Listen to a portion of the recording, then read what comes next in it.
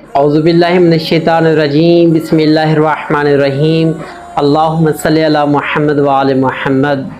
بعض اوقات انسان راستے میں رات کے وقت اندھیرے میں یا ایسی جگہ جہاں اندر ہی ہوتا ہے، جہاں ویرانہ ہی ویرانہ ہوتا ہے، جہاں آبادی وغیرہ نہیں ہوتی، انسان کو وہاں پر سانپ یا بچھو وغیرہ ڈس لے، یعنی ایسی چیز ڈس لے جس کا زہر بہت زیادہ خطرناک ہوتا ہے،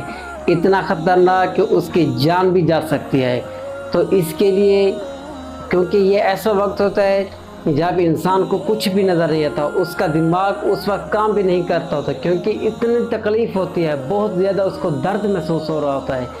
تو انسان کچھ کیا کرتے ہیں، کچھ علاقوں میں نمک یوز کرتے ہیں، کسی پیر کے پاس دم رکھواتے ہیں۔ تو معصومین فرماتے ہیں جب بھی کوئی چیز آپ کو ڈس لے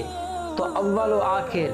7 مرتبہ درود پڑھ کر سورۃ البروج کی تلاوت کریں، یعنی پہلے 7 مرتبہ درود پڑھیں، پھر سورۃ البروج پڑھیں، اور اس کے بعد پھر 7 مرتبہ درود پڑھ کر جیسے ہی آپ دم کریں گے تو انشاءاللہ